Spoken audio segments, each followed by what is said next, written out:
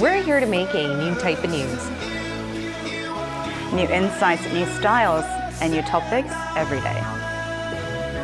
We are News Generation.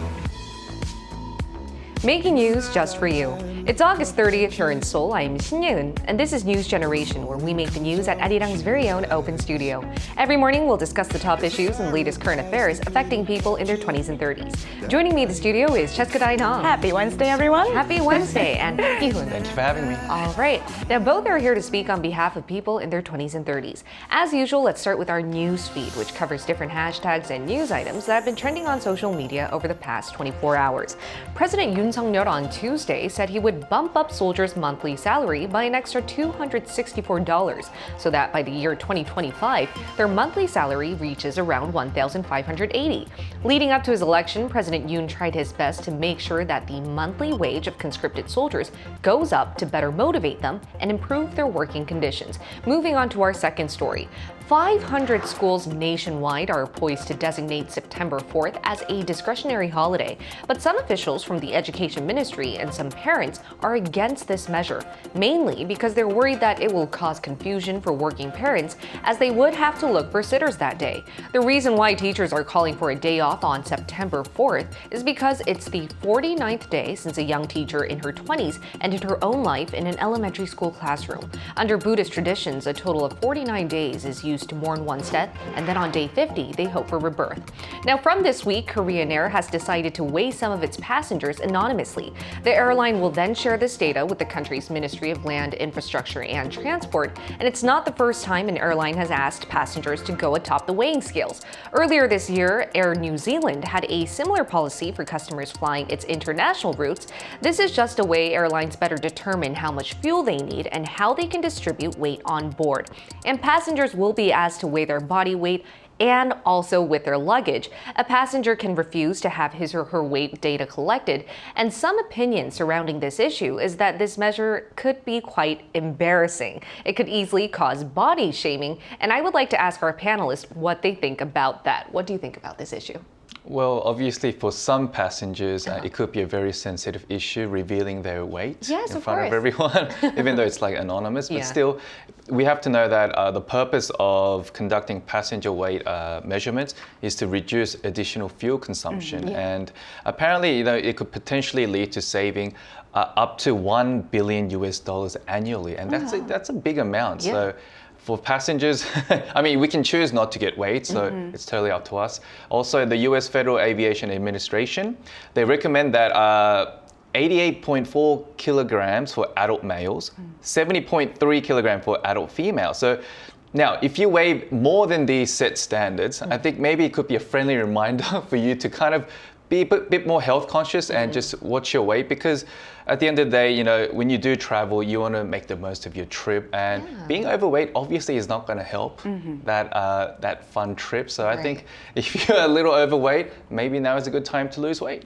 And you know what? I'm actually quite relieved to hear that you can also weigh yourself with the luggage, because you can blame your luggage too. Take more luggage. You can be like, oh, it's not me, it's actually my luggage is extremely heavy. Is extremely heavy. Yeah. What about you, Jessica? What do you think about that? I mean, I do agree with Ki-hoon on the fact that I think it's, it could cause a little bit of controversy around body shaming, but I think what's more important than the body shaming is how discreet the airline performs these measurements.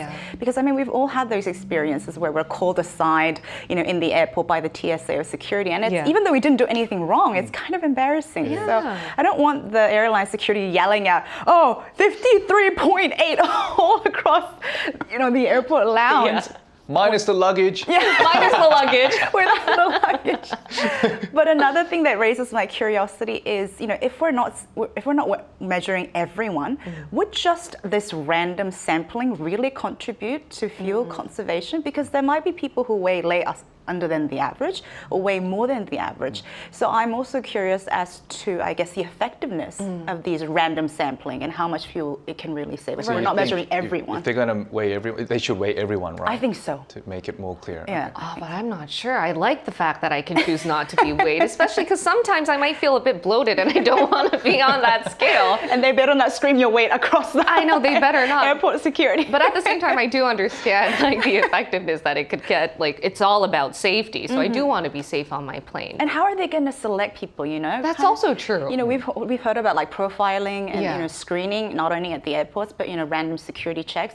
So I would feel slightly attacked if I'm selected from the group. Yeah, for sure. You know, what's the standard? What do I have Yeah, that makes me stand out? But because this measure has taken off, if any of our viewers do experience this, please let us know down in the comments and share your experience. And that was our news feed for this Wednesday. Let's now head into our discussion topic of the day. We're just coming back, moving on to our discussion topic of the day, that is. Many things change from generation to generation, including perceptions of beauty and how we promote it. Take a look at the screen to find out a bit more on what we'll be discussing today. How would you define beauty? Given that it's such a subjective concept, people seem to have distinct definitions of beauty, especially in the age we're living in, where we try to accept as much diversity as possible. But the concept of beauty doesn't seem to have evolved too much here. At beauty pageants, where contestants try to tick as many boxes that prove how attractive they are. For years, these beauty contests have been controversial. Critics say these types of contests are backwards in a world where feminist ideas are gaining momentum. They say pageants are harmful and promote body disorder and dysmorphia. Others say pageants could do just the opposite. It could help contestants gain confidence, not to mention bringing financial benefits. We're just coming back from this year's Miss Universe Korea finals. On Sunday, Seoul crowned their finalist who will be heading to El Salvador in November for the global beauty pageant. And this year marks the 72nd Miss Universe contest, so it's the oldest and most watched beauty pageant in the world. But throughout recent years, some people have been demanding that beauty pageants like this be canceled. Why so, and what do you guys have to say on this question? You know, I think it is definitely a great topic because it is somewhat, you know, heated debate among people because, I mean, let's face it, beauty pageant is the standardized judgment of beauty and it has a very long legacy, right? Historically, It has been around the world and many female figures have competed in it. Like, I was surprised Oprah Winfrey also competed. Really? Yes, she did. Oh, wow. And Diane Sawyer, like the anchor, and an Oscar winner, Michelle Yeoh. So there have definitely been a history. But on top of the history and the legacy that it has, there have been controversies surrounding, you know, maybe promoting a standardized beauty. And there have been Korean controversies like plastic surgery, you know, the credentials of the participants, and what is really the standard or criteria for, you know, I guess labeling someone as beautiful or more beautiful than someone else. Especially when the generation now is saying that beauty can come from anyone, it can come from within. There's so much diversity in terms of beauty. Absolutely. So that concept of standardized beauty doesn't seem to mesh along with what we're looking for. Right. Now, what about you, Kiyoon? How would you answer this question on why a lot of people are saying we should cancel beauty pageants in general? Right, so to talk a bit more about the downsides, like these kind of beauty contests, they kind of give the wrong influence to the society, especially among the younger generation girls. It basically just sends this blunt message saying to be accepted in society, you have to be perfect and pretty. Right. And that conception is kind of like they put more focus on their outward appearance rather than the inner skills and the inner beauty and education, and the list goes on. So I think it also, like what Cheska just said, promotes plastic surgery. Right.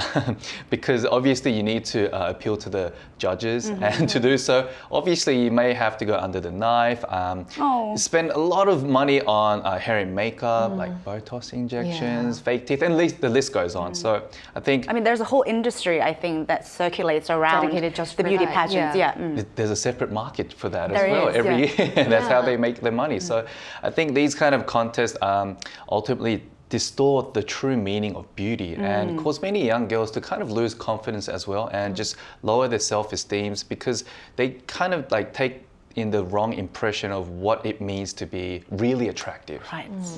It's quite upsetting to hear that, but what does the Korean public in specific have to say about beauty pageants then? I know I was also very interested to hear about our South Korea's opinion because, you know, South Korea has a heavy emphasis on appearance and how we present ourselves. For sure. So let's take a look at the screen to find out. So in this survey, when asked about South Korea's opinion about the beauty pageant, almost half of the people said it should be removed or cancelled out. Now, I think about half of the people said, well, it's okay to have it kept. And I too agree it is a very sensitive issue. And like Hyun said, if it really crosses the line, it can become a competition to objectify women purely based on their looks, which could prompt our culture to be more heavily based on looks only, leading to heavy conformity and even, obsessions and unhealthy diet to fit into this standardized beauty itself. But it's quite interesting that it's a half and half, so it's quite controversial. It is very controversial. But Kyun, to what I know, beauty pageants in Korea have long been considered a prerequisite for a celebrity to debut, right? It's like one of the first steps you can go for in order to be famous. Now, could you walk us through the unique aspects of beauty contests held here in Korea? Right, the most common one that we know in Korea is the Miss Korea pageant. Where we still see a lot of female celebrities and actresses on TV, even as of today, that have some sort of experience of, being in one of these contests and actually, being crowned the top prize as well. And back then, because we didn't have so much media, we only had TV to really appeal to the public. Advertisers. Right. So young girls who wanted to be on TV, become celebrities, they would have to go into this contest because this was their only way to really show themselves to the public. And it was back in the day, even today, if you, as a woman, if you say, oh, I used to be part of the Miss Korea, not Miss Korea, Miss Korea pageant, in what year, whatever, they'll think, oh, that's why you're so pretty. I know. So they had that really good image of, being pretty just means, you've definitely been in one of these contests. So I think in Korea, it means a lot to a lot of celebrities. Back in the day, they had to go through this kind of contest to be a TV star. But nowadays, I think we mentioned during our rehearsal that we're seeing so much social media and different outlets where you can promote yourself. So maybe that's why we're seeing a controversy as to why these beauty pageants are even still here when standardized beauty doesn't seem to be the norm, right? But to further analyze what our generation, specifically millennials and Gen Z, think about these beauty pageants, I'd like to ask you guys what your thoughts are.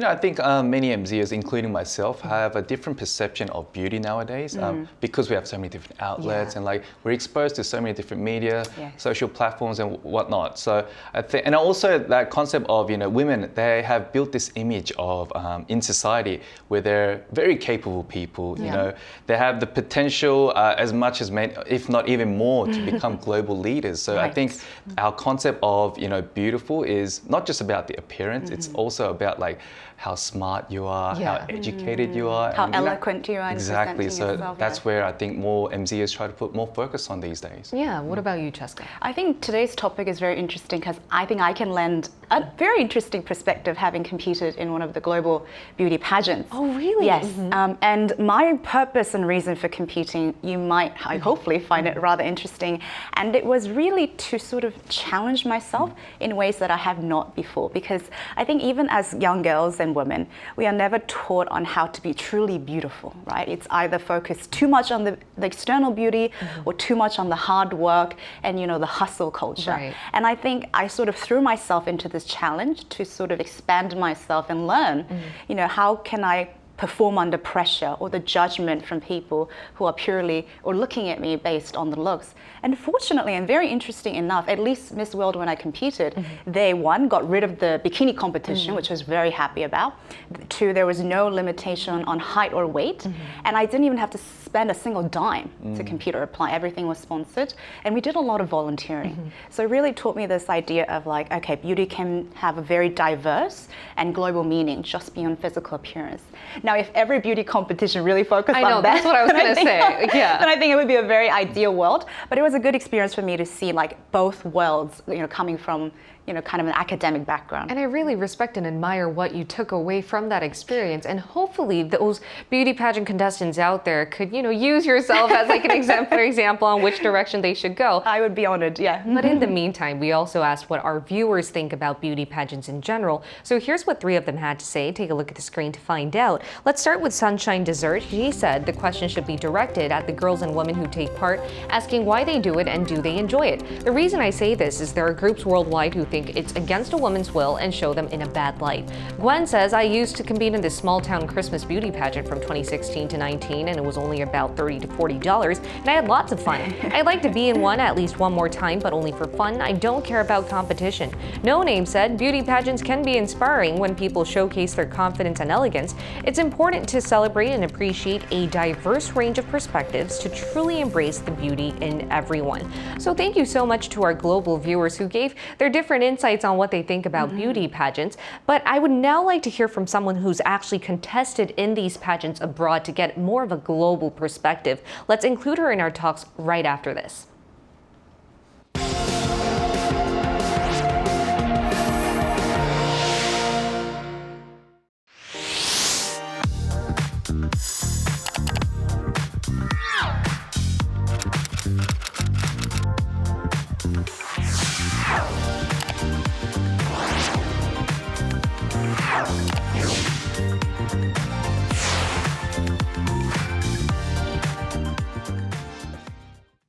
Let's hear from an actual beauty pageant contestant. She's Miss World Singapore from 2013. It's Rachel Ling. Welcome, Rachel.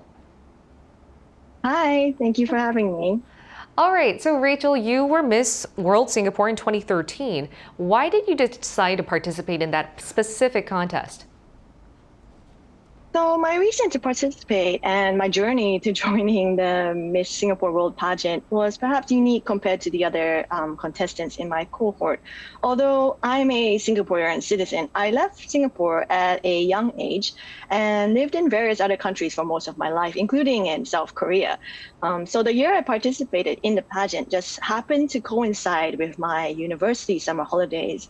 And I saw it as an opportunity to kind of reconnect with my home country. And also, like what Cheska said, in a way to challenge myself to do something different and hopefully also make some new friends. And Rachel, I mean, we're alums, and I know we both come from an academic background. Did you have any expectations going in, and how would you describe your experience actually competing in the pageant? So I don't really know if I particularly had any expectations per se, because I went in with quite an open mind. And overall, I would say my experience was quite worthwhile. Like you mentioned, coming from a more academic background as a university scholar at the time, participating in the pageant allowed me to gain exposure to a completely different industry and completely new environment, from which I actually realize now in hindsight that I learned a lot. So as a little girl, I think I remember watching pageants on TV with my family and kind of being curious about what it would be like to be on that stage. And I think many young people, both girls and boys, do have that kind of curiosity about the pageant world. So my pageant experience was eye-opening in that regard and provided me with a platform, both directly and indirectly, to meet diverse people from all walks of life, many of whom are still good friends today. Rachel, you heard the prevailing arguments against pageants from our panelists. What do you think about them? So it's kind of a touchy and controversial topic, isn't it? I agree to some extent that pageants could sometimes objectify women based on outer appearances, but I don't believe that this issue is isolated only to beauty pageants, and it also really depends on, the kind of beauty pageant and the organizers of that beauty pageants, because nowadays there are just so many beauty pageants all around the world. But in my opinion, the bigger social challenge that we all face in the digital world is really the proliferation of social media and mass media, which kind of flood us with images that are often unrealistic and superficial, and that can have a damaging impact on body image and self-confidence. So it's the pursuit of these kind of popular social media aesthetic of the times that is perhaps more concerning from my view. Beauty pageants, I think, can still provide a platform for women to be seen and heard, and also offer opportunities for young women to gain confidence, feel empowered, and advance their careers if done correctly or with the right approach and attitude. So ultimately, I do agree that some critics would probably say that beauty pageants are kind of an outdated relic of patriarchal society that values women for their beauty. But on the other hand, many supporters would probably also argue that these pageants and the stage can be a powerful platform for showcasing women's empowerment, diversity, intelligence, and leadership. Right, so, but in order for us to uphold feminist values and what you also mentioned, what critics say is a traditional and patriarchal relic, what should be done? Like, what is one suggestion that you would give for beauty pageants to go on from now? So, many beauty pageants have their founding mission or do their PR based on the fact that they are trying to enable women to hone both their inner and outer beauty. But however, the reality is that there is still a partiality to focusing on appearances due to the fact that it is still show business. And so, there is still that, emphasis on what looks good on camera. So of course, the most natural response that probably is the main argument is that it would be more important for many beauty pageants to focus more on inner beauty, personality, leadership, and other talents of the contestants. So I would personally like to see more, beauty pageants offer, the prize money as a form of scholarship, and also, more kind of, support programs for girls after the contest to continue their personal and professional development. As someone who has been through a pageant and who has many friends who have been in the pageant world, we go through this kind of journey together on the stage and through the contest. But right now, there are many former beauty queens who have become, business leaders, successful entrepreneurs, and great role models. But there are not so much of a community or ongoing support once the main event and once the contest is over. And that's kind of what I would like to see develop further in beauty pageants in the future. All right, and in order for that to be done, the premise is expanding the definition of beauty. Thank you so much, Rachel. It was a pleasure to hear from you today. Thank you, Rachel. Thank you. All right, and the last takeaway I got was expanding the concept of beauty and allowing the people that are participating, or not even participating, but looking at these beauty pageants, be a part of that community where they can explore what types of beauty they can do, whether that's inner or outer. Right. I think that's really important. I even love the suggestion about scholarship because I think the scholarship for academic and professional, sponsorship would really enhance the quality of the beauty pageant and really show that beauty is not just limited to appearance. It's mental beauty, right? And professional beauty. Yes. What about you, Keegan? Agree with both Rachel and Cheska. And what you said, I don't want this, pageant to stop anything. But if they head towards the right direction, I think everyone will benefit from it. And the standardization of beauty will actually, be in a more positive light. So I'm all for pageants to continue. Yeah. All right, and we'll have to see what happens from this day on forth. And we'll be here every day from 9:30 to 10 a.m. Korea time, bringing you more topics young people are talking about. Special thanks to Cheska Dainha. Pleasure's always mine. Thank you. And It's a pleasure. Thank you. All right, and thank you everyone for watching. We'll see you tomorrow. We are News Generation.